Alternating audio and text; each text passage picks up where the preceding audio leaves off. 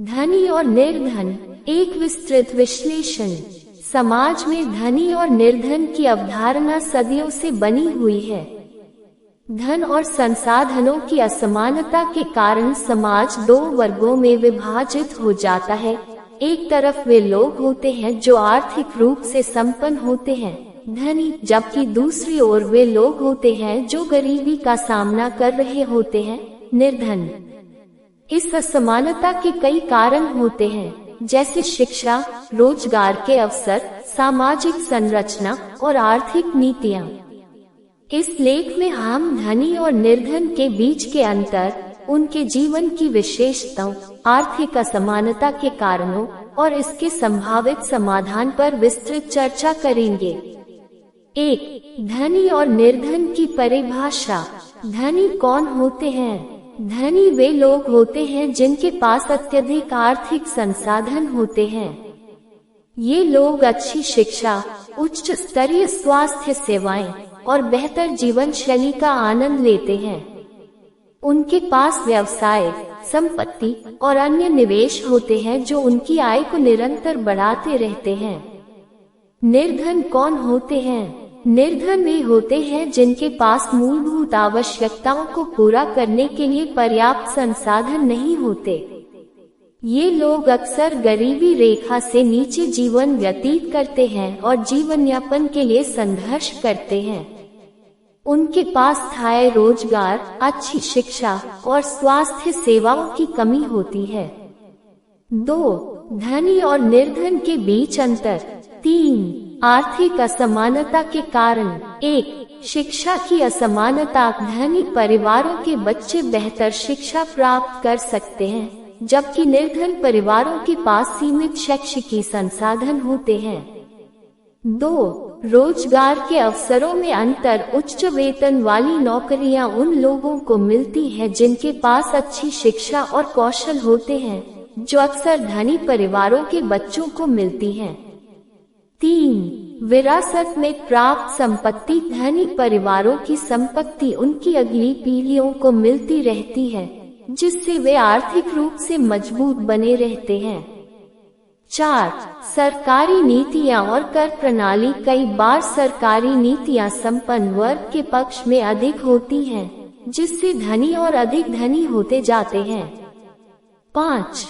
मुद्रास्फीति और आर्थिक संकट। महंगाई बढ़ने से निर्धन वर्ग और अधिक गरीबी में चला जाता है, जबकि धनी वर्ग को इसका कम असर पड़ता है।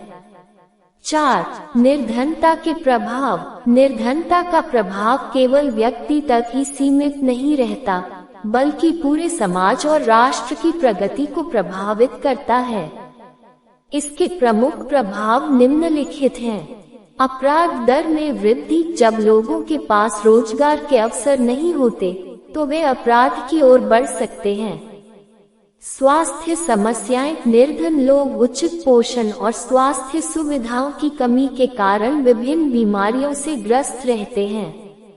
शिक्षा का अभाव। निर्धन परिवारों के बच्चे शिक्षा प्राप्त नहीं कर पाते, जिससे वे भविष्य में भी गरीबी से बाहर नहीं निकल पाते। आर्थिक अस्थिरता। गरीबी का बढ़ना देश की आर्थिक प्रगति को बाधित करता है और सामाजिक असंतोष बढ़ाता है। 5. निर्धनता को दूर करने के उपाय। 1. शिक्षा को बढ़ावा देना। सरकार को मुफ्त और अनिवार्य शिक्षा सुनिश्चित करनी चाहिए ताकि निर्धन बच्चों को भी अच्छी शिक्षा मिल सके। 2. रोजगार के अवसर बढ़ाना। सरकार को नए उद्योग स्थापित करने और स्वरोजगार को बढ़ावा देने के लिए नीतियां बनानी चाहिए।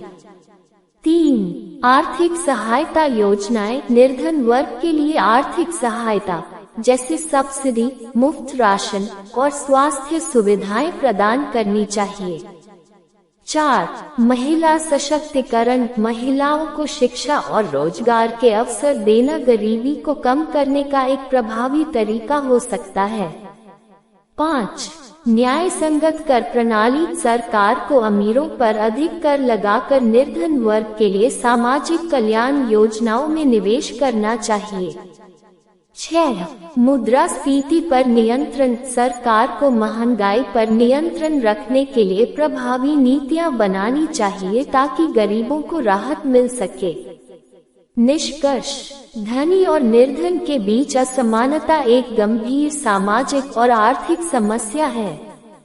हालांकि सही नीतियों और सामाजिक सुधारों के माध्यम से इस अंतर को कम किया जा सकता है। शिक्षा, रोजगार के अवसर, सरकारी नीतियां और सामाजिक समर्थन निर्धनता को कम करने में महत्वपूर्ण भूमिका निभा सकते हैं। एक संतुलित समाज तभी संभव है जब प्रत्येक व्यक्ति को अपने जीवन को सुधारने के लिए समान अवसर मिले। इसलिए हमें एक ऐसे समाज की दिशा में कार्य करना चाहिए जहां हर व्यक्ति को मूलभूत सुविधाएं उपलब्ध हों और आर्थिक असमानता को न्यूनतम किया जा सके।